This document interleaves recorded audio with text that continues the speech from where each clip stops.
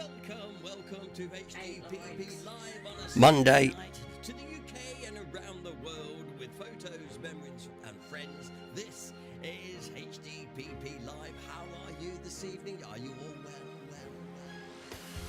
Hinckley District has the present for you, meeting friends old and new. Streaming Wednesdays and Saturdays too, with founder members Paul and Sue. The smiles that we bring are a heritage thing. HDPP, keeping history alive. HDPP, streaming HDPP live. When the memories survive. HDPP, streaming HDPP live. Film clips, photos, memories and friends helps a dreary night go by.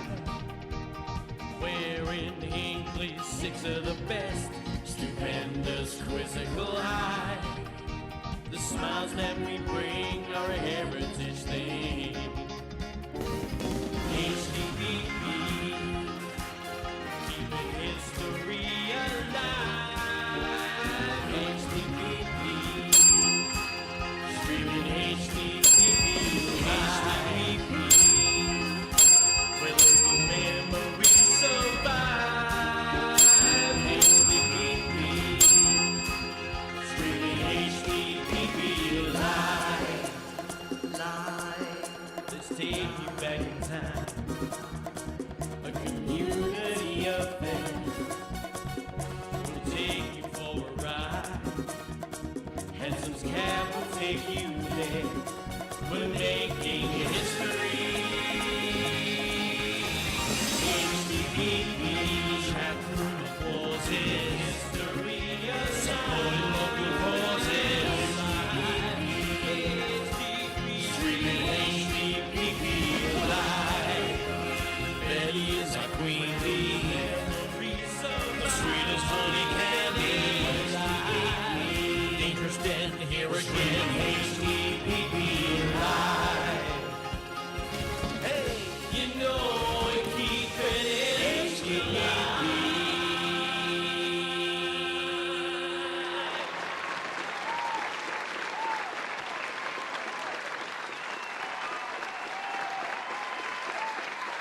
Is he there?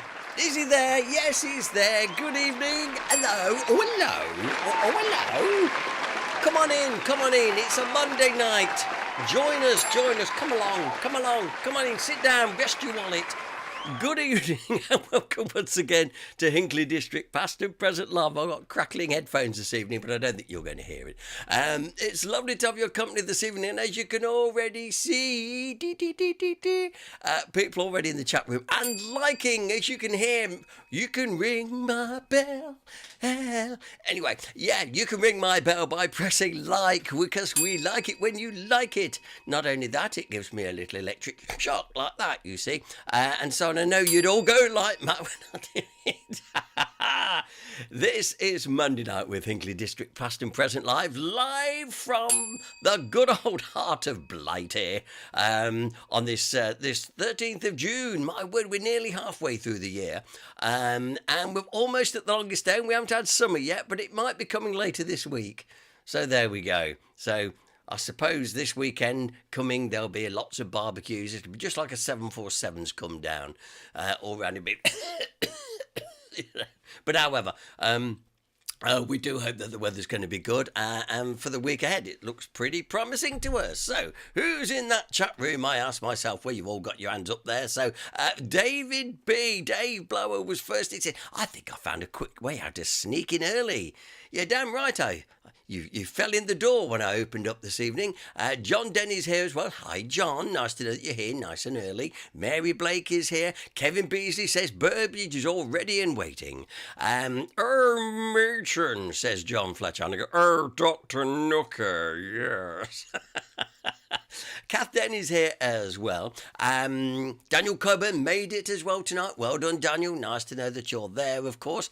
Dennis, Dangerous Den's here too, and he's been practicing his Dangerous Den, getting ready for our week on Wednesday, our social night, when we're gonna hear all about growing up in Burbage in Soppyland. Okay, it's going to be a great night, and Annabelle, his granddaughter, is also going to be there, telling you strange but true in World War II. It's going to be a great little evening, so please come along. I promise you, it's going to be great. And Dennis said they've had dress rehearsals and all sorts, so whether Annabelle's had you standing there in a dress or not, I don't know, but I'm sure that it's going to be a great evening as well. Good evening to Queen Bee, who is here watching over the roost.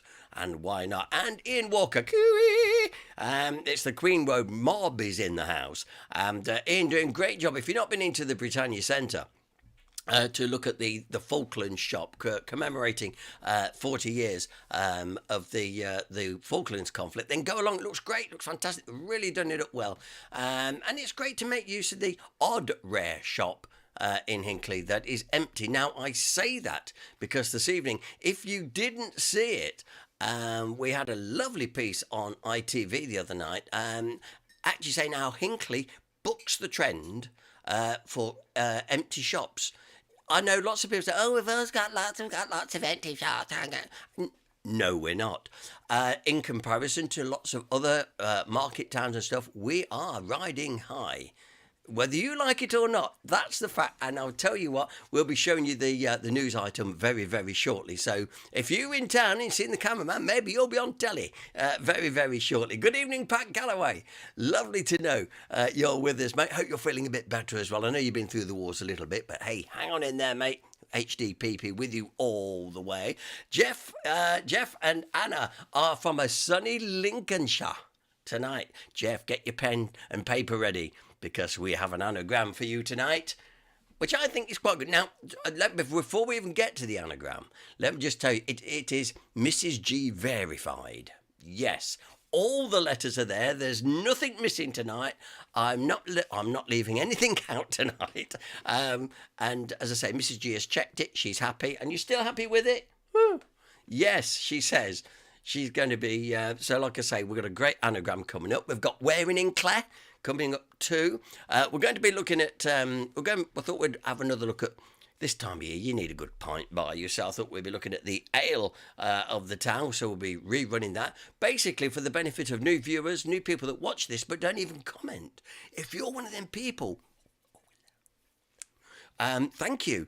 And like the video, if you're pressing like and you make my bell ring, that's even better, because not everybody gets to watch it live. They watch it later, so a like goes a long, long way. Clive Armstrong's here tonight. Nice to know that you are there. And Clive, let's see. I'm just scrolling down all these messages. Oh my word, yes. Kath Denny says we'll both be there at the social next Wednesday. See you there. It'd be nice to see you, Kath. If you can tear John away from writing his book. Anyway, moving on. I'm just reading some of these messages here. Yes, good job the TV cameras didn't come in today. There was hardly any market. Not today. I don't know why that is. But anyway, we'll be showing you that film very shortly. Let's get on with our fun this evening, as we always do. Come closer. Come closer. I know it's awful, I know. I've got the perfect face for radio. That's why I always stayed in radio, you know. However, we're going to do Wearing in Clare. Then we're going to give you the Haniogram, which people love, the HDPP Haniogram.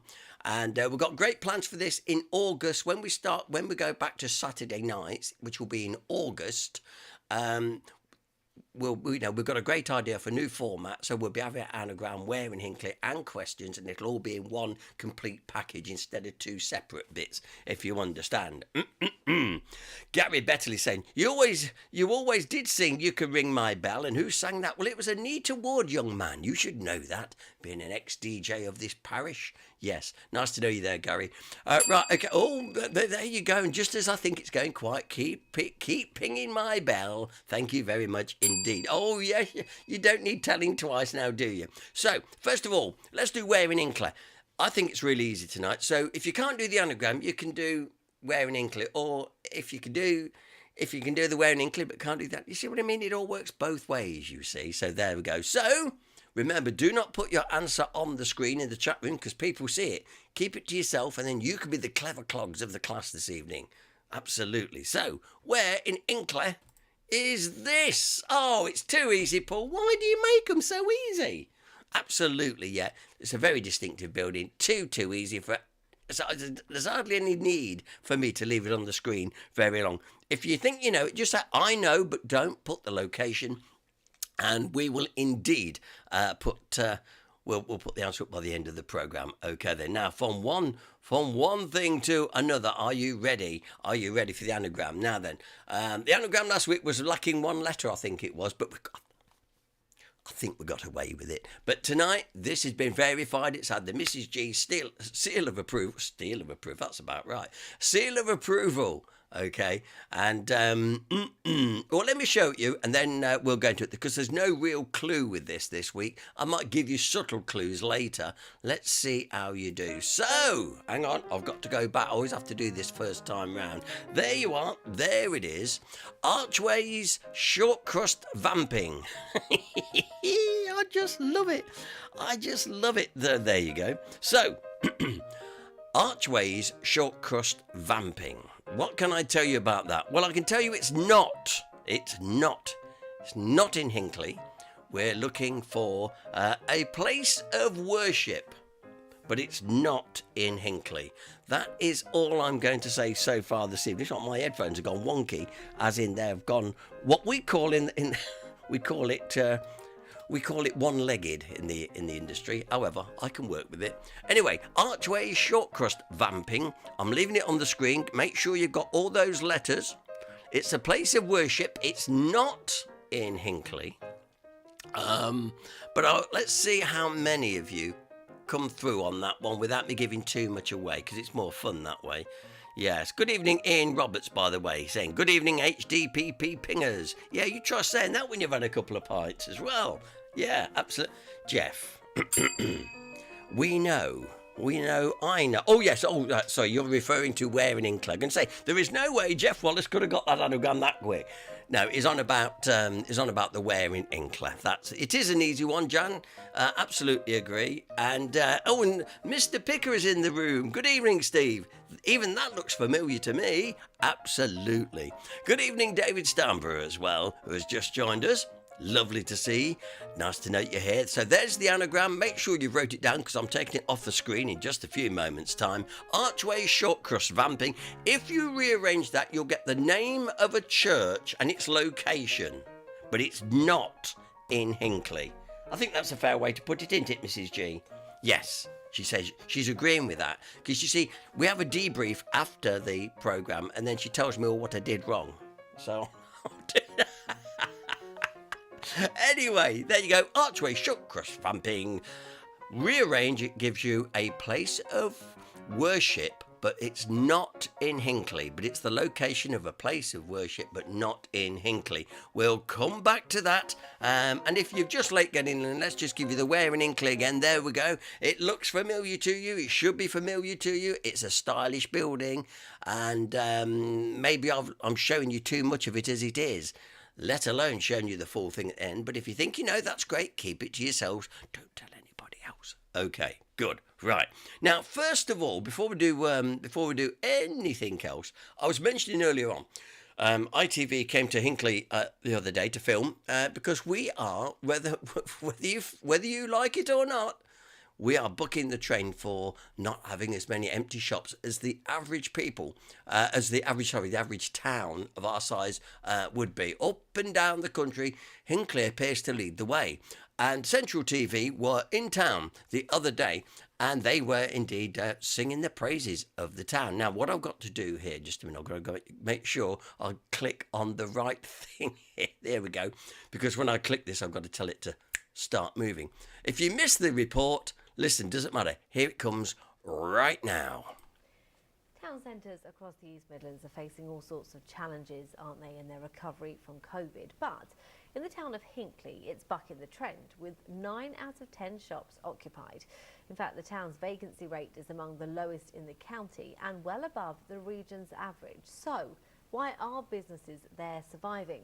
Well, we sent Nancy Cole and out. It's not one of its 3 market days today, but Hinckley town centre is still buzzing with shoppers. There are 400 businesses here, a number that's growing all the time. Since January this year, 14 new businesses have opened in the town. There are 7 more to follow shortly. So is this town booming when so many others are struggling? The market's really good on a Saturday. They have all sorts. The butchers is good.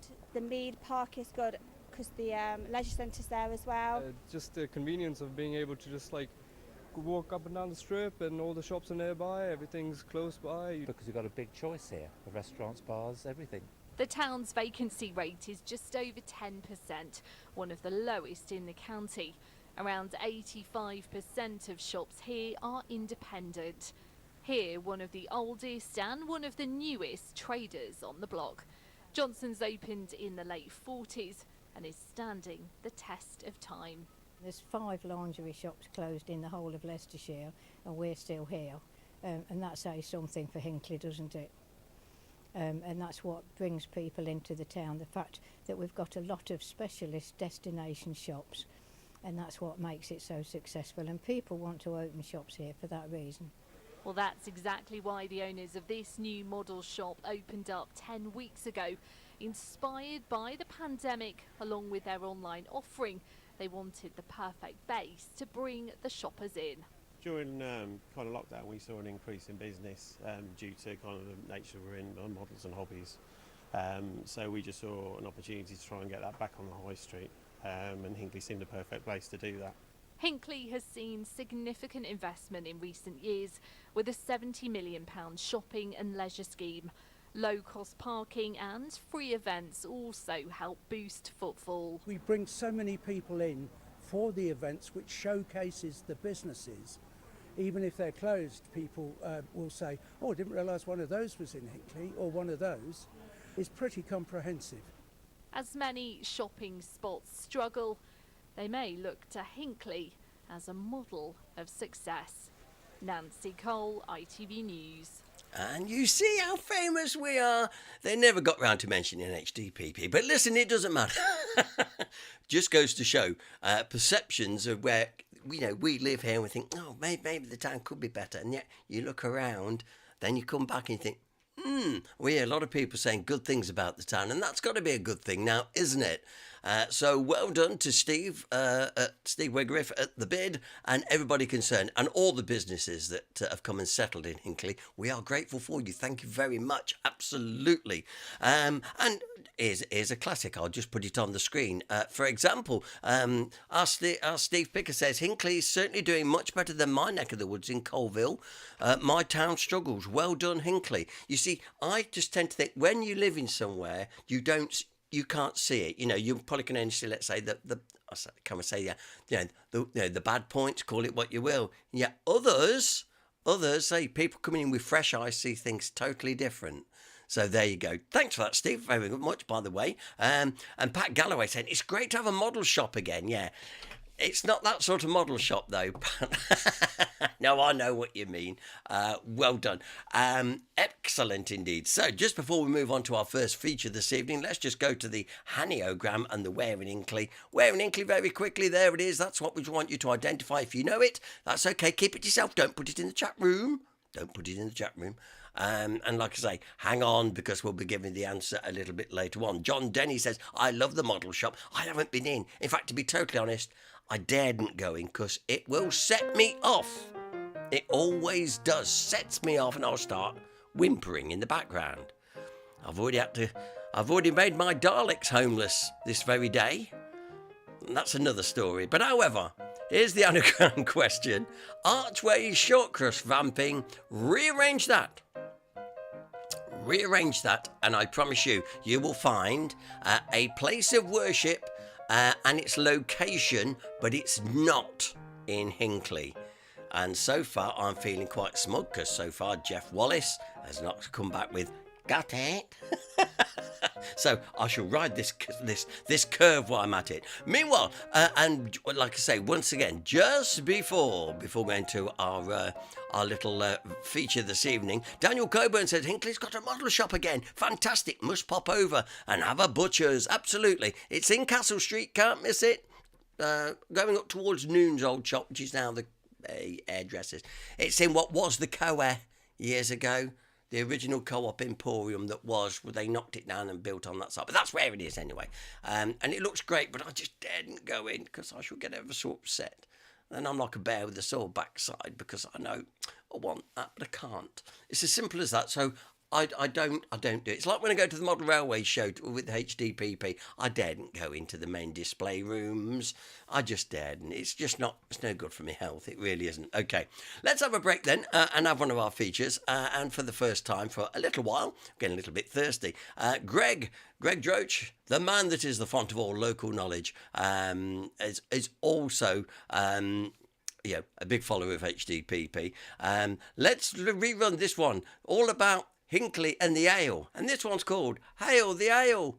Caesar. Yes, absolutely. Here we go.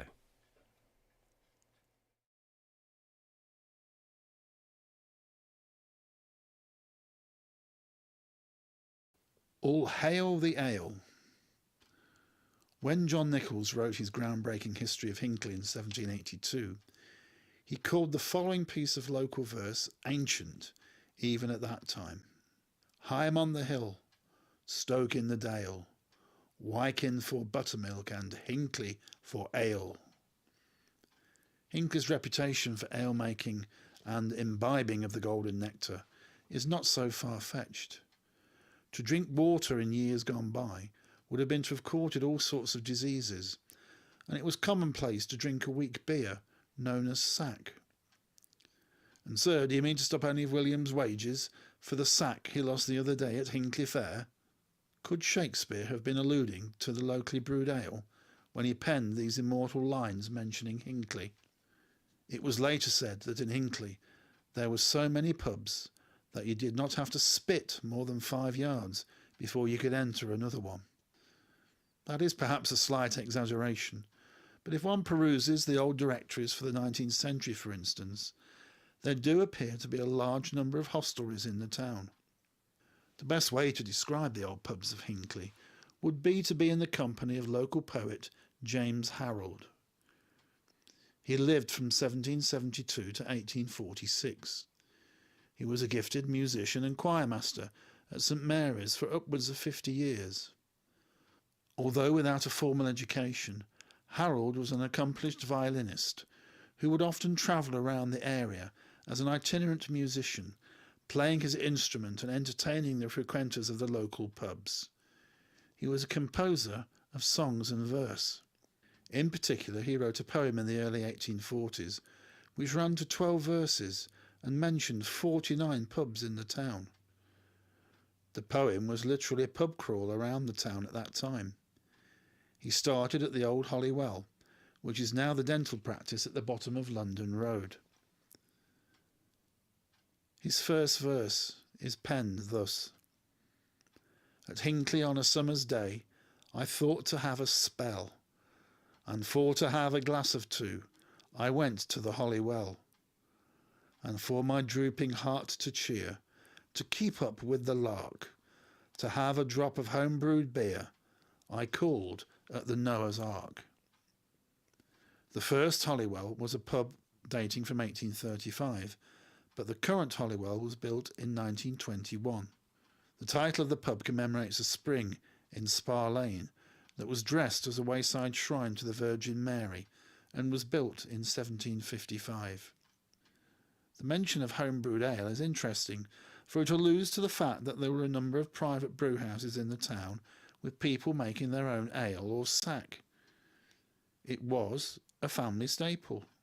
The water was just too dangerous to drink. Hinckley's other poet of that period, Robert Heathcote, who is buried in St Mary's churchyard, in the second of his series in the Hinckley Lyrics, published in 1823, penned a piece called The Jug of Home-Brewed Ale, no doubt taking his inspiration from the ale brewed in Hinckley, in the vicinity of his home in the borough. But fill my glass with home-brewed ale, I care not if 'tis brown or pale, as long as it be clear and strong. As a source then of inspiration for both playwrights and poets, the importance in Hinckley of ale or beer cannot be understated. When you add to this the fact that Hinckley was the home of two famous brewers, William Bass and William Butler, then the place of ale in the town's history begins to take on a greater importance.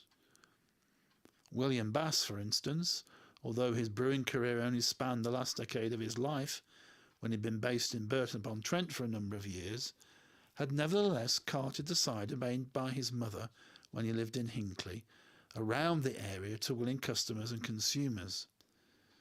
His meticulous accounts for that period, which still survive in the Bass Museum in Burton-on-Trent, are called The Cider Book.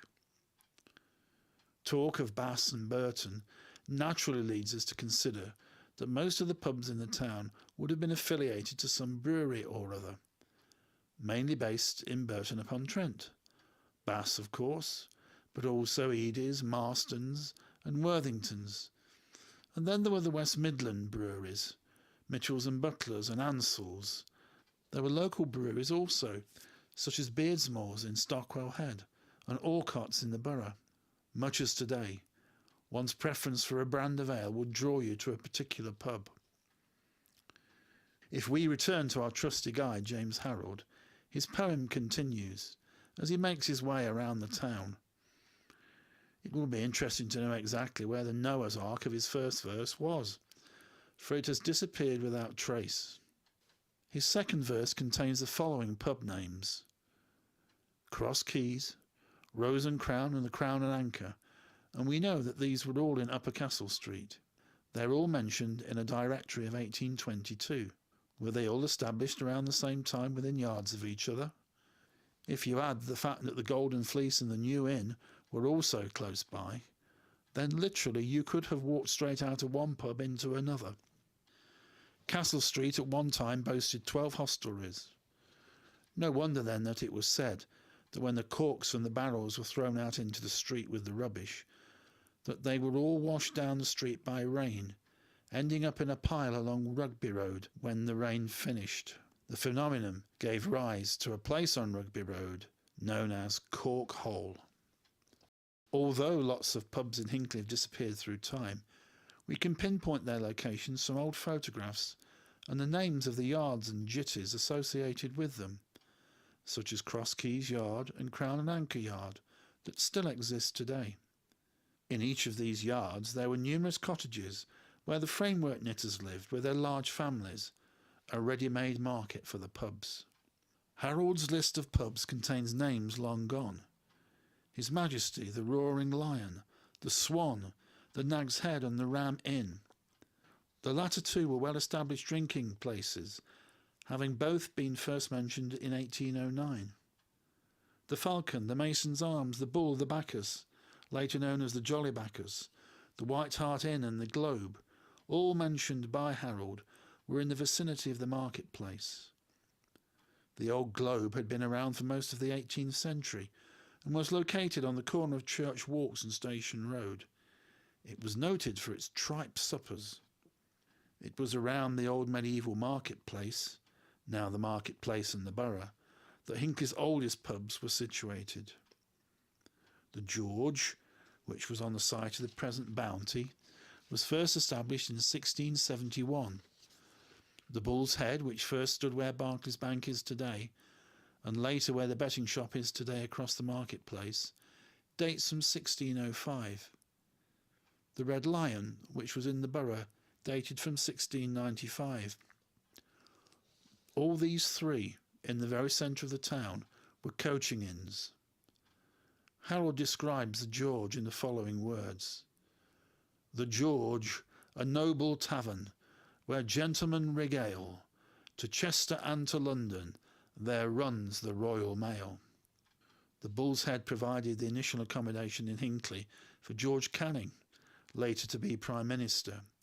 He brought his family to Hinckley by the Royal Mail stagecoach to seek medical care from the renowned physician Dr. Robert Cheshire.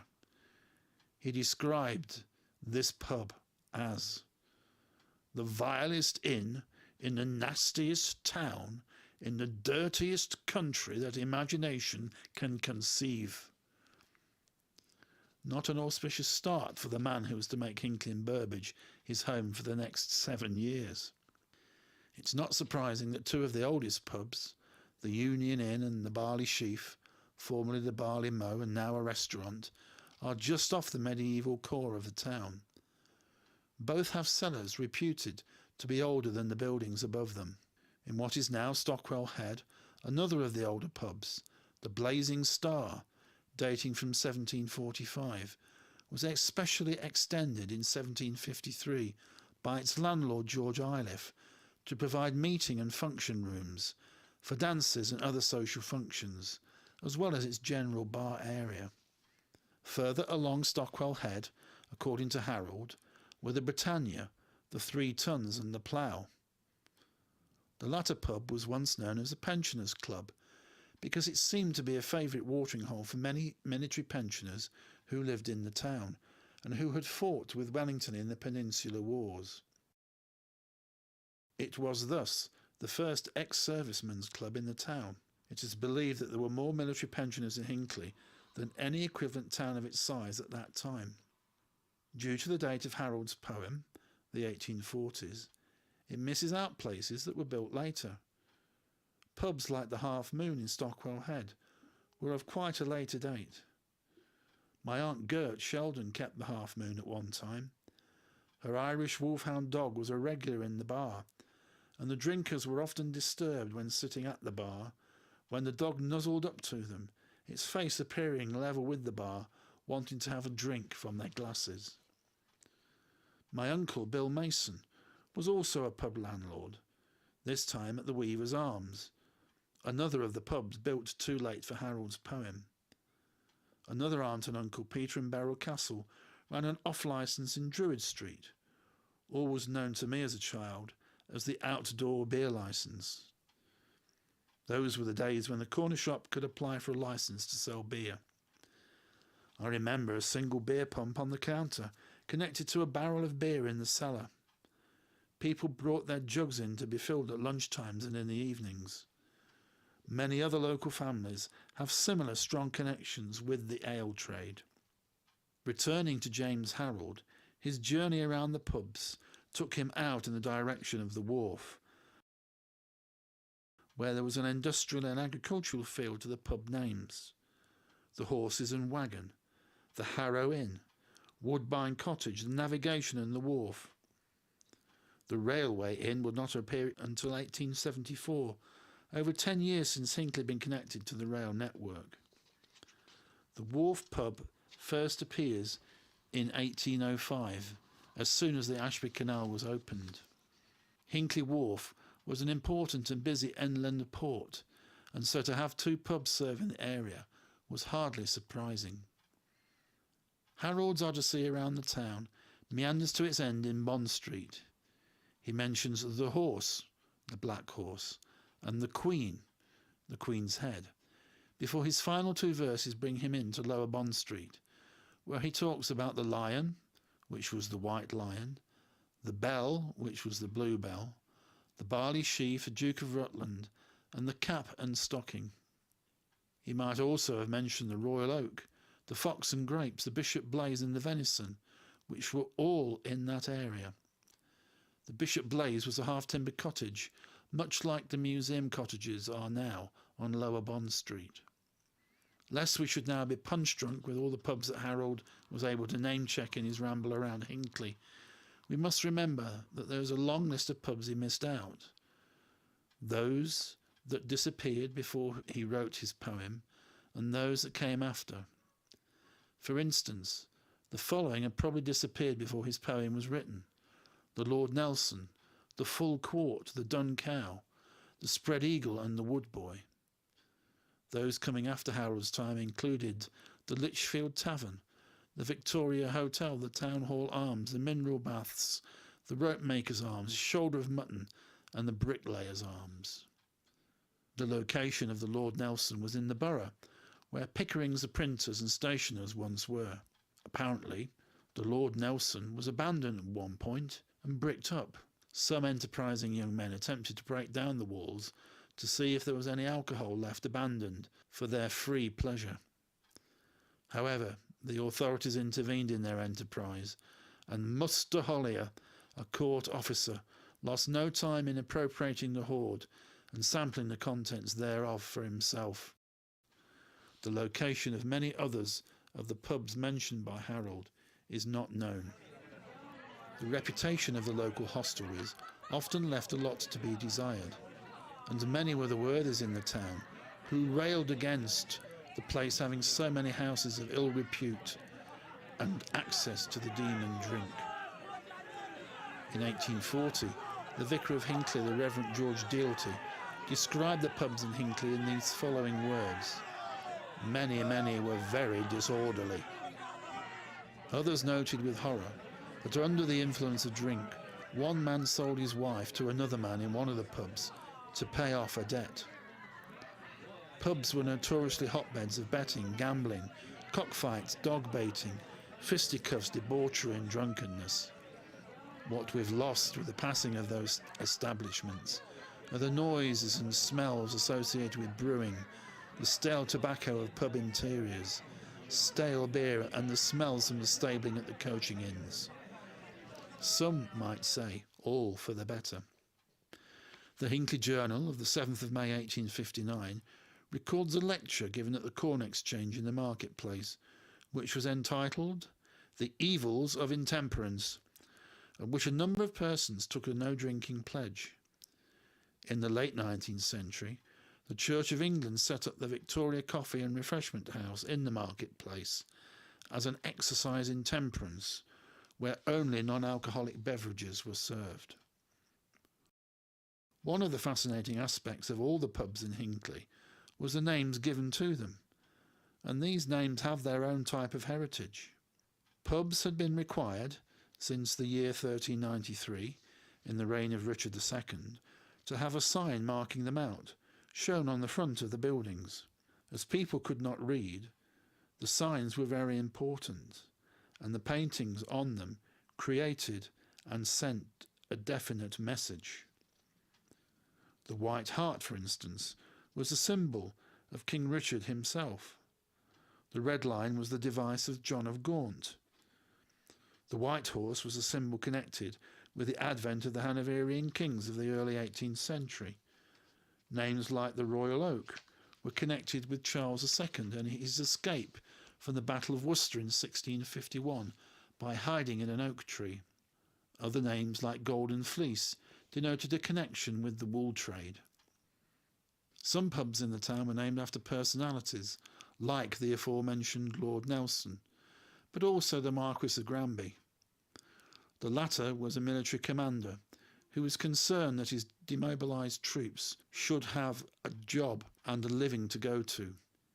He bought his non-commissioned officers pubs in different parts of the country, including Hinckley. Some of the pub names had ancient origins.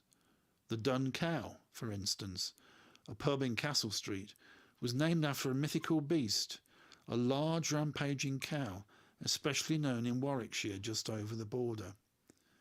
Its origins were Danish. Interesting because Hinckley was in part of the country known as Danelaw. Names like the Hollybush were a hark back to Roman times, when vegetation was placed outside of taverns to denote the business. Interestingly for this part of the world and our connections with national events, the Rose and Crown denoted the end of the War of the Roses. We are lucky that in a number of old photographs we can see both the exteriors and the interiors of all the old pubs, which gives some indication of the atmosphere within the bars and the snugs, sometimes no more than the length and breadth of an old front room.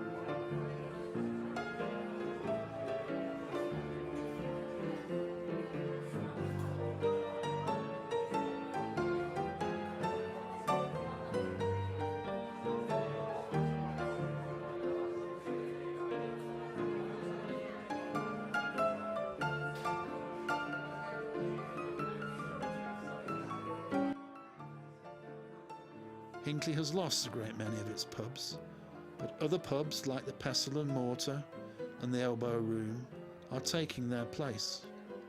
How could the town at one time have supported so many pubs and it be possible for each landlord to have made some kind of living out of it?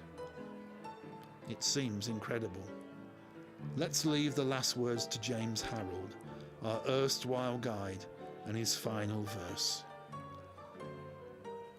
Now, to conclude my journey, I went to ring the bell.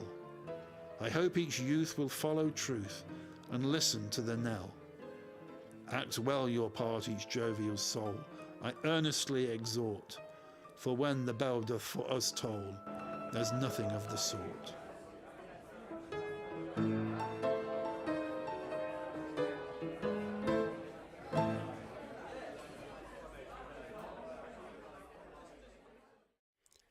And there we have it. Come on, let's hands up. Who didn't know some of the pubs? I mean, obviously I knew about them, but yeah, amazing how many pubs Hinckley had. We're famous for pubs and alleys and jitties and courses and all the rest of it. Isn't that good? Fantastic research there from Greg Droge, of course, and that is not yet available on DVD. That's just one of those we've made. We've shown it many times here on our live stream. Not yet available on DVD because we want to get another compilation together at some point as well. And I know that one of the things we're working on with Greg Droge in the coming months is to do one of the cemetery walks, but on film. So for those of you that let's say can't negotiate the cemetery way around, because you sometimes have to walk between gravestones and stuff, some of the interesting things that actually the stories behind some of the headstones and the people that are at rest in the cemetery is truly amazing, and I can speak from experience. I've been with Greg on 2 or 3 of them, and so have the members as well. Now then, Alan Crop, he says the nicest thing. Just a minute. Remind me, Sue, check for Alan Crop in the post. There we go. Oh, yeah. Oh, right. Oh, yes. And I've got to do... Oh, she's giving me stuff to remind. Right. Thank you, Alan. He says, you and Greg do good videos. Thank you very much, Alan. Much appreciated. Kath Denny, loved all the pubs. I want to drink now. Yes. And Dan Cobo says, great video to see that again. Forgot about it. This is what I forget. Sometimes I think, well, I don't want to show that one again. And I think, well, last time you showed it, and I'll look on my list. Oh, yeah, it's been a while. So that's it. Yeah. Yeah. Now then, we're having fun with the Aniogram tonight. My word, my lovelies, it's good. Clever Clogs John Denny has got it, which has really ruined the party mood tonight, because I was thinking, yay, we'll have a rollover. Then comes, got the Anagram. There's always a party pooper somewhere, isn't there? Well done, John. However, for those of you that may have just joined us and you want to have a go at the anagram, because we're going for a noser in a minute, but before we do, let's get the anagram on, because lots of people know the Where in Hinckley. Let's put it on anyway. If you're joining us late, where in Hinckley can you find this particular building? It's pretty easy, to be totally fair. And then, yes, this is the one that's testing people. David Blower, a place of worship not in Hinckley, that narrows it down. Yes, well, it's close by, but it's not Hinckley. So if you look into there, you'll find the name of the place of worship. It's all there, right? And then also with the words that's left after that, it'll tell you where it is. Isn't that right, Mrs. G? Yeah, she's she's nodding, which is good, or nodding. What's in this drink? Now, Archway Short Crust Vamping, like I say, you'll find the name of a place of worship if you think on that line first. So I think if you find the name first, and then you'll find the name of the actual place we are. Yeah. Yes. John Denny. See, he's trying to rile me up now. You'll have to do a hard one next week. Jeff Watley says, I think we may have the anagram. We're just checking. All right then. Oh, they don't like me to have any fun, do they? No, got to stop Paul from having fun. He enjoys it far too much when he's like that. Okay then. So, good luck. Have a go with that. Now then, let me just also remind you, because I haven't done some of the other things tonight. For example, we are scanning on Saturday morning, June the 18th. Now, come along, tell your friends, bring the pictures. We need the pictures. because otherwise I have to keep nipping into the archive to keep digging out all the old ones as well. So please don't forget to come along or spread the word, because we like to bring you those real rare pictures whenever we can. We've mentioned the social night, but here it is in black and white, although Dangerous Den will be in colour on the night. A Burbage boyhood. Find out what it was like growing up in Soppyland. Yeah. And Annabelle, his lovely granddaughter, will also be telling you Strange But True in World War II. It's going to be a great little evening. Very informal. It's going to be good. And as I say, they've had dress rehearsals and all sorts. So they've really worked hard on this. So we're looking forward to that as well. Also, a reminder that coming up before the end of them, this is proving so popular. An evening with Joseph Barsby and the G Seller team on Tuesday the 28th of June. Now, I know when you hear people say we've only got a few tickets left. Well, we genuinely have. In fact, what I'll do is just to prove it to you. Hang on, I've got to put the old camera back on now. See, this is the last few tickets. Look, Mrs. G's put them in a bag. There is not many left. The tickets are free. They've only we're only making it ticket because so we know roughly how many people are coming. I'd say we're over 3/4 now, aren't we? Easy. Yeah, we are. So please, if you want to come, get in touch with us. You can email contact@hdpp.co.uk or send me a message or get you know where we are anyway. So why don't you, if you want to join, it's going to be a great night. Listen, great tea, coffee and biscuits. Listen, that's what I'm going for. No, I jest. But it will be good. So come along on that. But like I said, just grab yourself a ticket while you can. We've had people knocking the door saying, can I have a ticket, please? I say, yes, that's okay. So we know where we are so far. It's going to be a lovely, great little evening. And it always is. And Joseph and the team at Sellers, they really make you feel very, very welcome, very much at ease. And it's just fascinating. And there's a full question and answer session. And they will answer anything you want to ask about. They will tell you. And also they'll dispel many myths that sort of surround that particular subject, and they'll be more than happy to answer any of your questions. So come along. Tickets are free, but there are literally, there's last few on the table this evening. There we go. Okay, now then, just before we crack on for our nosy, it's a vintage nosy this week because Steve has been busy. I've been watching his little mini noses on Facebook, when he's been, let's say, doing recces, doing a few recces. So we know that Steve will be producing a few more over the coming weeks, of course. So we're going to have a classic one in just a moment's time. And Kath Denny's just relieved to say she's got a cider now. She's got a cider. Look, there it is. I've got a cider now. So she's happy. Okay then. Now then, Ian Walker said, I thought a myth was a female moth. Oh, I haven't heard that for at least 5 minutes now. Well done, Ian. Yes. Never mind. Okay.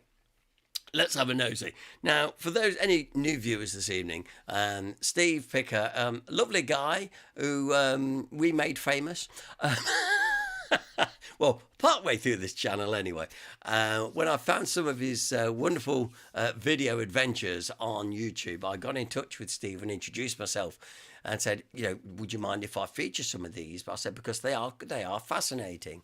And since then, he's signed up for Sky TV, Virgin TV, and anything else that's going, because he's now world famous. And he's the man that likes to go up culverts and explore, old sites and all sorts. And he's in his element in tonight, so I can assure you. So, yeah, we all love a nosy. So why don't you settle back and enjoy this great little nosy from our Steve as he goes to visit an old watermill. I'm going to have a drink myself. Come on, Steve, take it away. And now, ladies and gentlemen, here he is, Mr. Nosy himself, Steve Picker.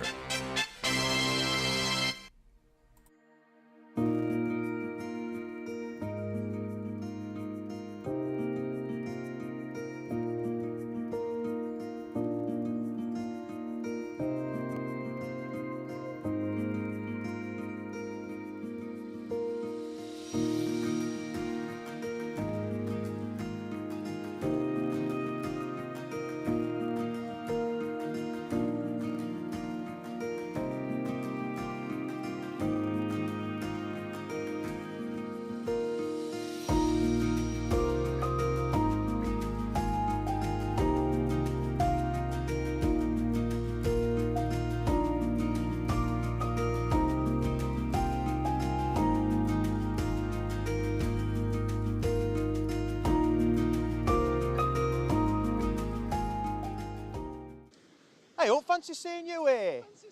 It's you, it's delighted Dave. Happy New Year. How we diddling? Hey, hello, hello, hey up and welcome. Welcome to another bit of nosiness. It's New Year's Day. It's not at this point, it's New Year's Eve, but this has been uploaded on New Year's Day. Fancy bumping into Delighted Dave. He did come with me in the car and I did pick him up at 7 o'clock this morning. Right then, what's the dealio Dave? Well, I'll tell you what the dealio Dave is. Look at that.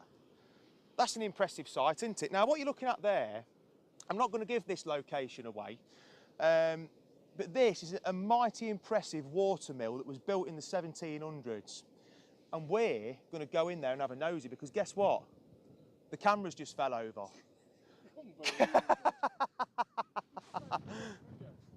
I tell you what though, Dave, we're really professional on this channel, aren't we? I mean, I've lost me wind muffler, so Dave's provided me with a pair of his boxer shorts. Look, do you know what I mean? It's not really. It's for cleaning for wiping his camera lens. Don't worry. But yeah, without any further ado, let's take you in there and have a really good nosy. Come on, Dave. I think you're going to enjoy this.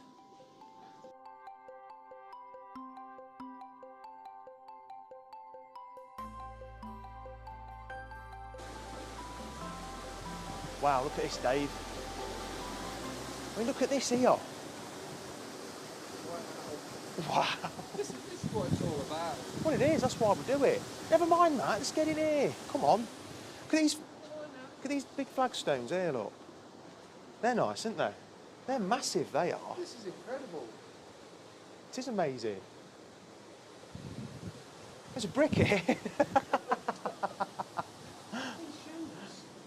Right, so you can probably hear the rushing of water. So this would be where the wheel still is. Wow, it's still here. Oh my God, look at the size of that wheel. That is humongous. You've still got the water rushing through down here, look. This is absolutely amazing, everybody. What a sight this is. I can't really get in there. I'm not going to walk on that plank there because it looks rotten, but this is incredible, Dave. I've never seen anything like this. I mean, just look at the wooden paddles that are still there on it. Absolutely amazing. But of course, the water rushes through here now. Now, it's been allowed to do that since the mill was finished with. What you've got here, look, see these workings here? That is part of the old sluice gate. And here's the interesting bit. Here, I think, is where they used to open the sluice every day to get the mill working and functioning. So you'd have had a key, a handle on here, turn that, and it would have indeed lifted the sluice gate up. Now this little mechanism here, that obviously holds this cog in place to keep it open, I assume. Can you see what I mean? Look, you've got that in between the two teeth there. But amazing, incredible. I mean, God knows how big that wheel is. It's the widest one I've seen since filming these adventures anyway, but yeah, stunning.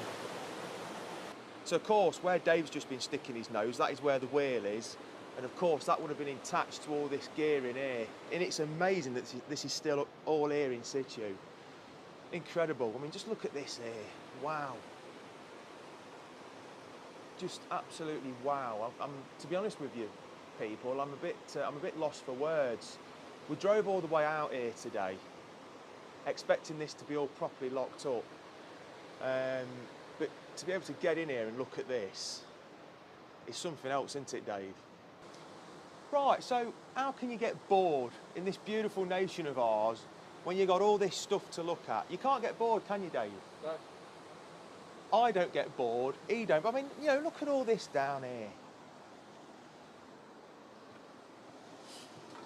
I mean, the engineering that's taking place here to build all this, it's second to none. And here it still is. Yeah, what's that then? Wooden wheel, isn't it? Oh, wooden wheel. Wooden wheel and a wooden belt gone round there. Ah, yeah. So, oh shit. So a belt would have gone round there once. Interesting. Now, for me, these look like old seed drills for planting seeds in fields, of course. I mean, these are incredible. Do you know what, Dave? This is a dream for you, isn't it? Photography-wise. Yeah, I've not even started yet. No, it's amazing. But yeah, there's some sort of a chute here, look. That's interesting. And there's a few levels to this place as well. There's so much to see. I mean, just look everywhere. Everywhere you look, there's something to see. Yeah, belt drives, yeah. Yeah, still, yeah, like Dave says, look at that up there. I mean, it's fallen off, it's slipped off, but you've still got a belt on that one. But yeah, these are two amazing pieces of equipment, very old, definitely seed drills, and I'll show you how they worked actually, because this one at the back is a great example of a seed drill from back in the day. Wooden cartwheels on it, look. Absolutely amazing. But right, so, oh, just a bit stuck. So what you'd have done here, so you'd have put your seed in the top here, Fisons. So yeah, your seed would have gone in there, as you can see. And then it found its way into these mini individual shoots, look, can you see that? So one there, one there, one there. They go all along the back of the machine. Then the seed finds its way into these individual pipes here, look, these shoots. And then they disperse here, look. See that? So, you know, in terms of seed drills, these machines haven't changed an awful lot since they were invented. I mean, I think they're pretty much still the same now, same system of working as what you've got here. But absolutely fantastic piece of kit. I feel so privileged to have been in here today to look at this amazing structure and these pieces of old machinery.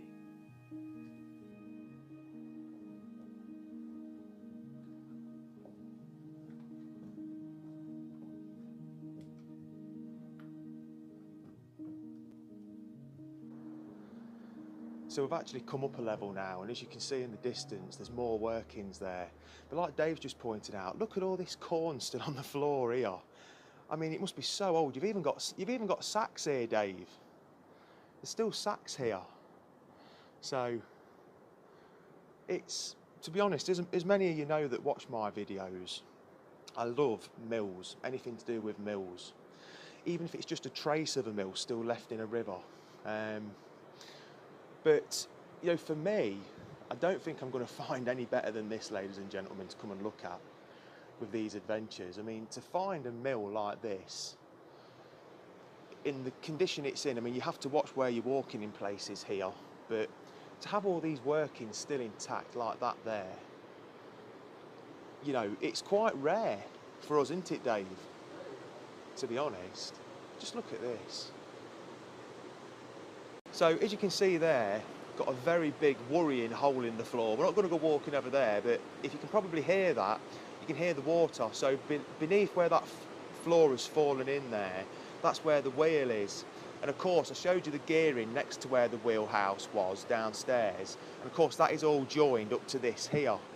And what's quite amazing is on this gearing, you can still see an old, you know, driving belt there, still intact where it should be. That's incredible. I've never seen stuff like this before, Dave. No, I haven't. Never. Not intact. I mean, at Shepshed Watermill, yeah, you know, that's still being used to a degree, but This is really interesting, Steve. Remember the guy at Shepshed telling us how to put the wooden teeth on, look? yeah, just carve. That's it. Yeah, so you can see here. Just move your torch away, Dave. You've got the wooden teeth here. So to still see them there, that's amazing as well. They're still numbered, look, number 12. Yeah, I think if you jammed up these cogs, these wooden teeth are just break rather than seize everything up. They just all snap. It was like a safety thing. You're just full of knowledge, you are, aren't you, Dave? I remember him telling us at Shepshed. I mean, it's just, I'm in awe of the fact that they're still here. I am as well. You see that over there, look? That driving belt, just the other side of that, what I could only describe as chicken wire. Can you see that? It's still on a wheel in situ where it should be. It looks quite tight still as well. So to do, you know, if someone could switch all this on still, it'd still do its job, I think. But yeah, I mean, just look at this here. So you have to watch where you walk here. It's part of the job, isn't it? Watching what you do. But look at this here, down here, look. There's a chute there, look. So amazing. But this mill, you know, like I said earlier, I'm not actually sure how old it is. We think it's been extended. We think it was, the original part was built in the 1700s, the late 1700s possibly, or a bit earlier. But it's definitely been extended in the 1800s. Look at this behind you, Dave. Got a hoist here, look. I know, I've had a look down. Still got the chain. Wow, look at that. Superb. So the bags of corn would have been hoisted up there, I would have thought. Yeah, I think so. Look at this driving belt here. Again. No, this is that big one from downstairs. Isn't it amazing? Look, wooden end, look at this wood here. Yeah, yeah. Stop the belt from coming off. Pretty, isn't it? Absolutely. Pretty damn amazing, that's what I'd say.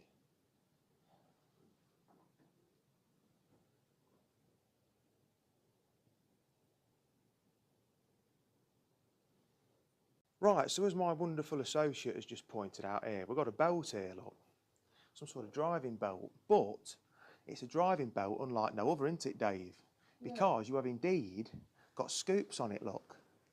See that? So it was obviously going into corn or something. Must have been, eh, Dave? Yeah, Scooping corn and then tipping it somewhere. But it's amazing, yeah. I'm struggling to work it out. But that's what they definitely are. I've never seen anything like that. That's wonderful, aren't they? They're amazing. Yeah, they are absolutely amazing. I think that's all that's going to be said on this video, I think.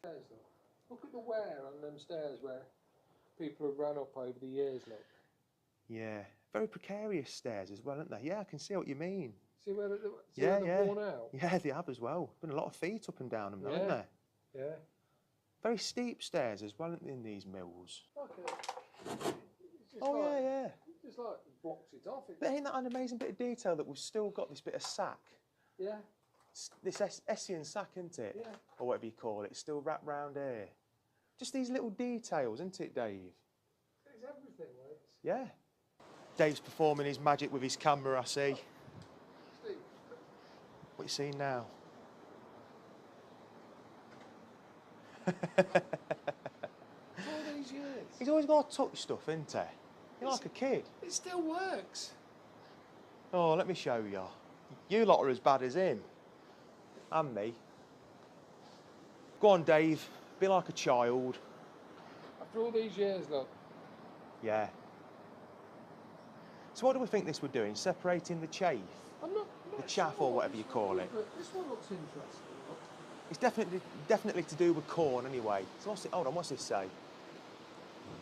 WB Stubbs and Son, Progress Works, Hawksworth, Nottinghamshire. It's a riddle, look. Right, so if you like then, this machine here, it's a sieve or it's a riddler of some sort. So, so what they're doing, I assume then, because as you can see here, you've still got bits of corn all over the hockey, look. So what they're doing then, Dave, they're feeding this corn through and they're getting the crap out of it before they mill it. I assume that's what they're doing. I mean, they weren't putting Budweiser through it, look. Other beers are available. But, you know, whatever's going on here, it's a fantastic bit of kit. And to still have it here, where it should be, is amazing. And for me, that means it's a 10 from Len. Right, so what's fascinating here, you've got this piece of machinery that Dave is trying to get going, as per usual. And as Dave has just pointed out, this is a water-powered generator. That's what you said, didn't you? Yeah, but it's a pump.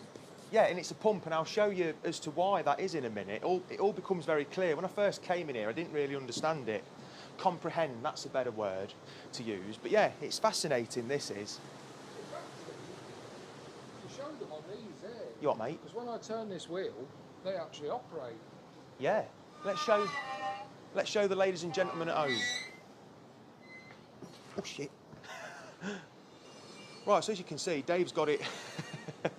Dave's got it working. So this, if you like then, is a water-powered generator. And I'll give all the credit here to my associate here, Dr. Dave, because round here, So these, look, these are pumps. These are pumps here, so they would have been going up and down, up and down, up and down. Drive belt on there that would have gone to this big wheel here. Yeah. Now, the wheelhouse is in there, isn't it, Dave? Yeah.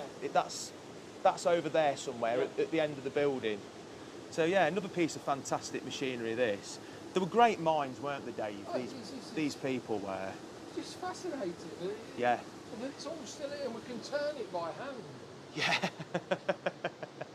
You've certainly been turning it. Oh, the crudeness, look. And the balancing weights. Yeah. Look, the balancing weights, like I said, that would have been like a float thing. You are clever. Yeah, it's just... You're on form today. I'm on form today. Must be that cold porridge you've had. Hey, you ain't had a Melvin Cobb yet. Oh, I know, it's amazing. You ain't got to tell me, Dave. But I'll tell you what, ladies and gentlemen, we've found something else. Well, I actually found this. Dave didn't. He's getting no credit for this. Just look at this baby over here. Right, so when I got here, I said to you, I wasn't sure when this were built. Now, I'd seen online that someone said there was some graffiti in here from the 1700s. Well, just look at this. Now, you'll struggle to make it out in this light, I think. But just there, that looks like 1762. That's definitely a 1, that's definitely a 7, that's definitely a 6, but I'm not sure if that's it. Yeah, I think that is a 2 actually. Then above, we've got some more. I'm not sure what that says. I think that's somebody's initials, maybe a T and an S. Then here, we've got TB 1777. Now, I don't know if there was a tuberculosis outbreak here then. And then just above, we've got some more that's unreadable. So for me, this part that you're looking at, because this is an outside wall. What we've got here, where this machinery is that I've just been showing you, this is like a lean-to, if you like, a wooden lean-to. But ain't that incredible, those dates? So yeah, 1762. So we pretty much then know that this was here, this wall, this mill, the old part of it was here, as early back as that. Stunning. I'll tell you something, if only walls could talk, eh? I could sit there all night with a few beers listening to them, I know that much.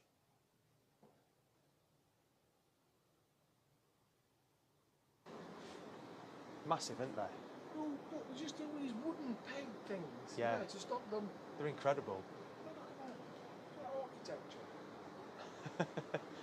Yeah, it's the details. This is why we do what we do, isn't it? Because this fascinates me. First glance, people would think, oh, they're metal. Yeah. They're not. They're bloody wood. They're probably oak.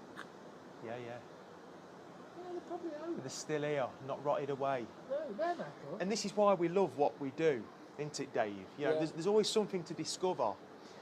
You know, it's what we've got left, what there is to see. I mean, this place, everyone in this local area will know about this because it's right next to a village, it's right next to a public footpath. You know, and we've drove the best part of 50 miles to come and have a look, haven't we, Dave? And people just stroll by here, not really giving it much thought, but we do. We love it, don't we? So we think this is where they were filling the sacks of corn up. I mean, it makes sense to me. We're on the bottom floor here.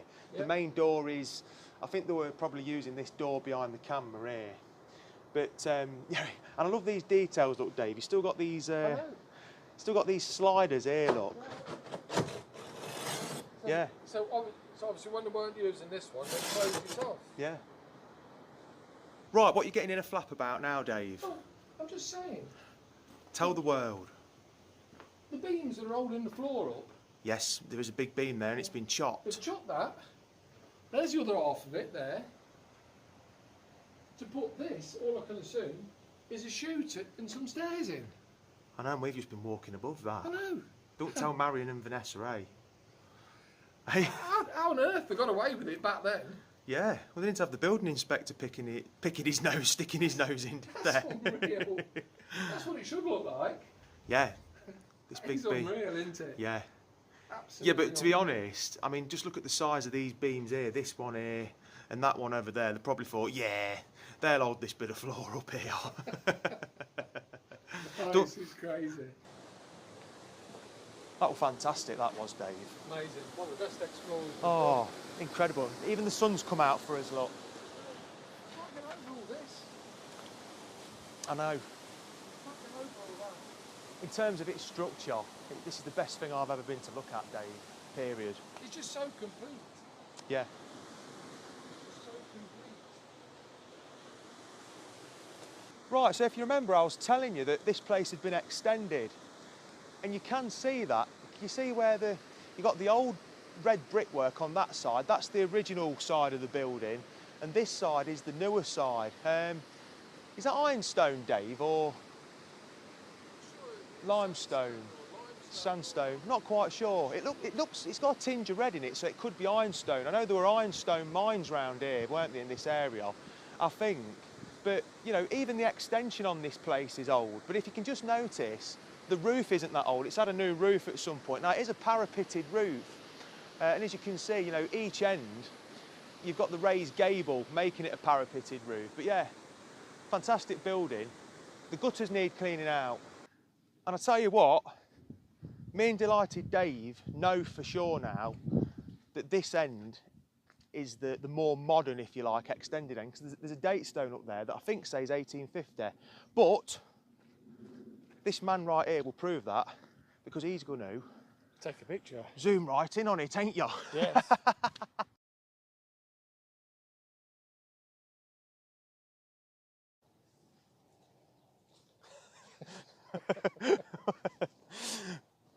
Where are you going? Can't get the staff, can you? Right, well, unfortunately, that concludes today's video, and that was absolutely amazing, that was. One of the best things we've ever seen. I mean, you've literally got a village behind the camera here. This location's well known. This isn't a new discovery by any stretch of the imagination, but it was so easy to get in there. And what's left inside is just amazing. Second to none. I think, to be honest with you, great way this is for me personally to kickstart 2022 with in terms of making videos. I mean, yes, we're not in Leicestershire, and I know a lot of you like me going to places in Leicestershire, but we can't always do that. At the end of the day, from John O'Groats to Cornwall, it's all the same bit of land, isn't it, Dave? Yeah, yeah, yeah. We've got so much to discover, ladies and gentlemen, boys and girls, in our neck of the woods. But that, for me, in terms of actual structures to go inside, that's my favourite, without a shadow of a doubt so far. Yeah, and mine. Enjoy it. Yeah, absolutely amazing. Worth getting up for. What, you just won't believe what was in there. And No. it still moved. It still moved. Yeah. And, you know, what a day it's been for me today. I've been out with my buddy, looked around an amazing building, and wore his Y-fronts on my muffler. Not really, it really is for wiping his camera lens. It's not for wiping anything else, believe me. Right, on that note, anything else to add, Dave? I just want to wish all the viewers a Happy New Year. Yeah, and from me as well, thank you so much for subscribing to the channel, each and every one of you, right from the start in 2020, in the August I think it was. Really appreciate it. But let's try and drive it forward now. Let's get a few more in. Let's have a laugh and share all this wonderment. Is that a word? Wonderment, it is now. Yeah, it is now. I'm copywriting that. Wonderment.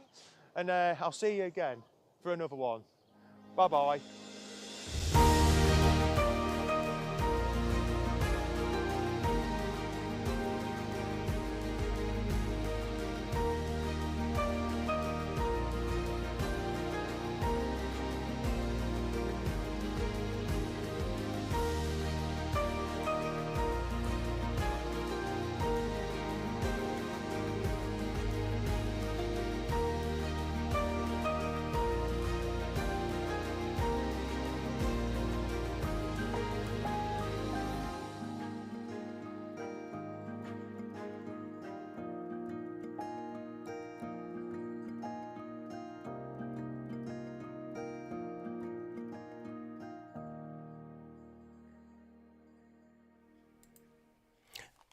Fascinating. It's a good one. I forgot how good that one was, Steve.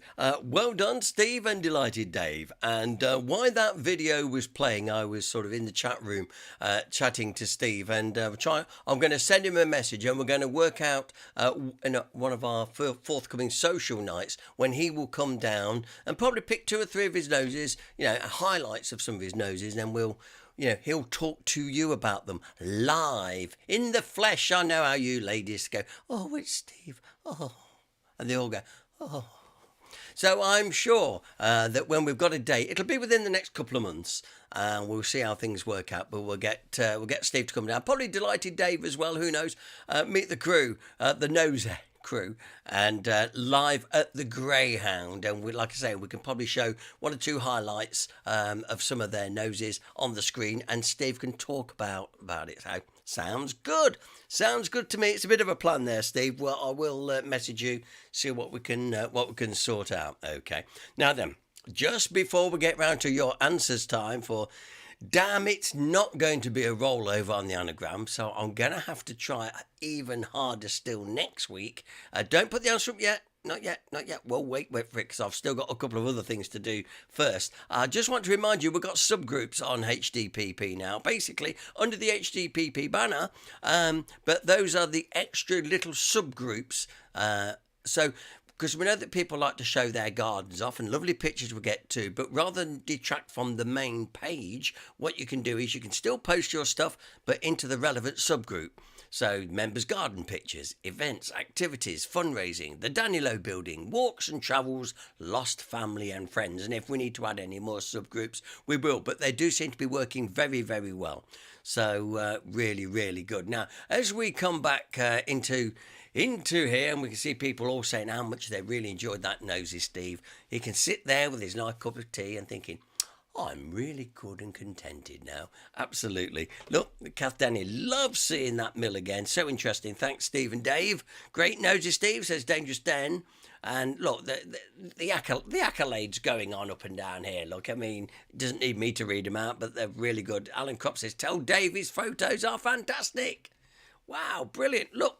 Yeah, Dennis says, Steve, come when I go on holiday again. I can. Yeah, Steve will come and do the Nosy at Hinckley when he's on holiday. That's right. Dennis, let me know and I'll make sure you can miss it. Don't worry, we can sort. But it'll be a good night. And like I said, it'll be coming up, in the next 2 to 3 months. A Wednesday social night live with Steve and probably one or two of his associates. How's that? Okay, right. First of all, Where in Hinckley tonight. Before we get on to the underground, we're going to do Where in Hinckley. Oh, hello, Darren Dawkins. Nice one, mate. Nice to see you last night in Queen's Park, by the way. Now then, let's do the Where in Hinckley, and it's really, really good. Let's just get it on the screen first. So I was asking, where in Hinckley is this? It is too easy, admittedly. Let's see who's going to be the first to say where it is before I actually show you. But most of you should know this. Built in the Art Deco style in the 90s. So I think, yeah. Yeah, old Kevin Bees is in with it, and he's right, yes, Radio Corner opposite St Peter's School. It certainly is, Kevin, you are right. Let's just put it, I would have also took on, the joke, Tom Payne, but there it is. It was built in the 30s, typical Art Deco style, and in fact, as hard luck, Darren, he thought it was Druid Street. No, you see. And just to add to your answer, Kevin, Radio Corner, absolutely right. Radio Corner was there. But did you know that Radio Corner was the original Radio Corner was also where the insurance building is next door. We've shown pictures before, and the entrance to Cox's Abbey there. But anyway, that is definitely right. Well, there you go. And Steve said, I knew it, I just didn't know the name of it. And Paynes goes, oh no, Paynes, yeah, that's right. Everybody's all catching up, yeah. It was Radio Corner in the 1960s and 70s, and well, probably a little bit before actually. If you the entrance, and I've mentioned this many times, if ever you go into Tom Payne's now, the entrance where you go through, if you ask him to take his floor tiles up, he will find that it says in a mosaic setting, Radio Corner, but it's all covered up now because it's under carpet. But it's true.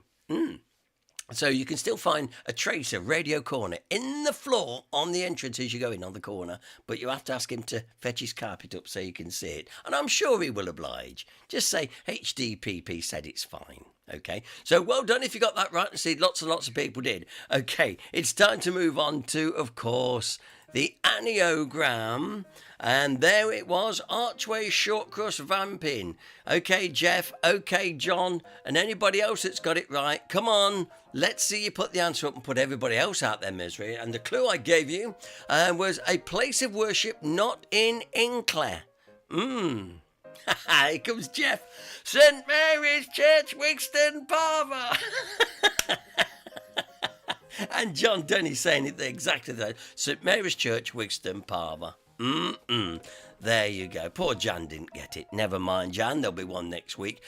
Yeah, I was trying to think of somewhere sort of a little bit out the way, somewhere where quite easy, you know, you can go past Wigston, Parva and miss it, you know. Yes, but there you go. So absolutely well done, Jeff, and well done to John and anybody else that got it right. Absolutely good. Daniel Coburn said, was the radio corner anything to do with the one in Earl Shilton? Yes, it was all part the same, if I remember right. And there we go. Good. Right. Yes. Clive Armstrong said, we both got it, Mary. Yes. Yes, and as Jan Coburn said, yeah, you go past Wigston Parva, blink, and it's gone by before you know where it is, my word. Well, have you enjoyed yourself this evening? I have. It's been, it's lovely to be amongst friends on a Monday night. Another week stretches ahead of us. But as I was telling you at the beginning, apparently a Spanish plume is due as the week goes on. It made me laugh this morning because the weather girl built it all up. This is true, I'm not joking. She built it all up. See, now then, before I go, I'm going to get on my soapbox. Hang on. That'll do. When I was a kid, and they used to say to you, yeah, actually, just a minute. In the chat room at the bottom, Angela Graves. It was also Robert John's Children's Clothes. Yes, it absolutely was, Radio Corner. Yes, absolutely right, Angela. Yeah. Back on my soapbox, when I was a lad, a heat wave to me was a long period, weeks, you know, of the same, you know, it's like, you know, like the summer of 76. Now that was a drought, and that was a heat wave that went on and on. A heat wave to me is, let's say, a good week, 10 days of, let's say, good weather. This weather forecaster said, oh, we've got this Spanish plume, it's going to get warm and blah, blah, blah, you know, a heat wave. And then she says, and then on late Saturday, it'll all fall down. I thought, well, what's that all about? Look, it's like, I'm getting too old for this world. But to me, a heat wave lasts, like I say, let's say 10 days as a round figure. And they were building it up, and no sooner as they gave it you, they took it off you in the other hand. You know the feeling? Yeah, anyway, that's me moaning over. Alan Crop said, by the way, Paul, getting used to these Monday chats. Don't worry, we'll soon move back to Saturdays. We will. We're going back to Saturdays, like the back end of August, when we'll go back to Saturday nights again. It just gives us a bit of a change and stuff. But we've got some good ideas for new Saturday nights. You know how they used to do it on the TV. And now the new season on BBC One and all that business. Well, we're going to do the same, but it'll be a Saturday night, so we're looking forward to that. And this is just to get us through these light nights, and heat waves of 2.5 days, whatever. Enjoy. Right then, like Jan Kirby says, you watch people be moaning it's too hot when this heat wave comes. You can't please us Brits, but there you go. Anyway, that's it from me. If you can join us, and Sue, next Monday night at the same time, we'll have another nosy. Whether it'll be a new one, I don't know. It'll probably be a vintage one, but we'll see what Steve posts during the course of the week, if he does at all. And I'll find some more local information and stuff which you can enjoy. So there we go. And even now, look, they say, look, see the claps at the bottom. Thank God he's going. Yeah, I know. And thanks for everybody got the anagram. That was good fun. I'm going to try and get an arduous on next week. So anyway, until then, please take care. Have a great weekend. Don't get too sunburnt then. Might get rusty soon. And we'll look forward to your company next Monday night. And I got another like to play us out with. Thank you very much. And remember to keep it HDPP to keep it live. Ta-da!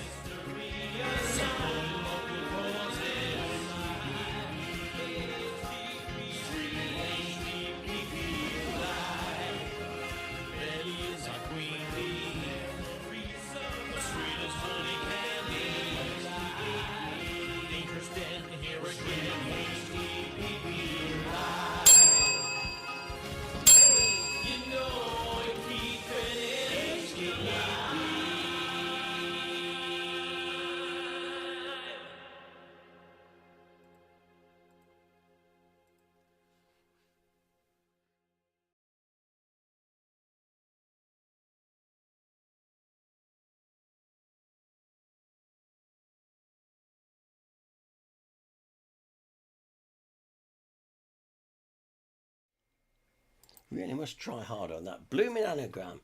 That blooming Jeff, that blooming John, too clever for their own good, that's what I say. Oh, hello. Didn't hear you come back in. I was just saying how nice Jeff and John are. Real nice, damn good blokes. You've come back. That only means one thing. You can't get enough of these silly, stupid jokes which I keep digging up. And yes, let's face it, some of them need burying for good. Part of the programme which we never talk about, we just try and send you to bed with a bit of a smile on your face. And if we can achieve that tonight, well, I think we've done very, very well. Anyway, now then, are you ready for a few? Here we go then. Here's the first one. I like this one. I'm addicted to collecting vintage Beatles albums. I need help. I need help. No. I got claps for that one. I didn't get a laugh. Oh, that was a bit of a shame. Now then, a century ago, two brothers decided it was possible to fly. And as you can see, they were right. They were right. W. Right. No, I don't think they're going to go for that one. Okay. Excuse me, knocking my microphone. I'm reading a horror story in Braille. Something bad is going to happen. I could just feel it.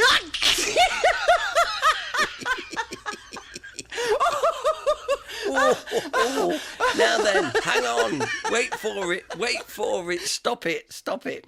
Let's see what I got. Oh, anybody want to buy a DeLorean? Good shape, good mileage, only driven from time to time. I like that one. Come and keep that one. That was good. All right then. Now then, just a minute. Where are we to now? Yes.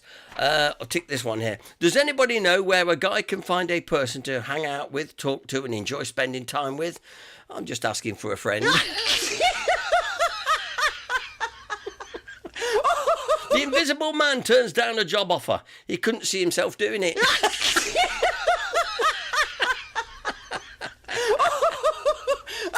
I know. What do you call a sad cup of coffee? A depresso. About right, actually.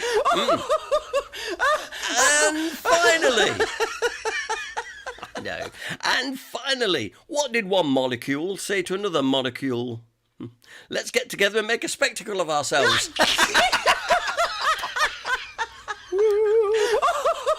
My word.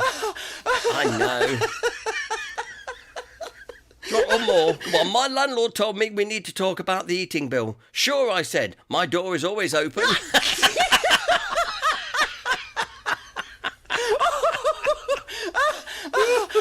Anyway, go away. We look forward to your company. Next week. Ta-da.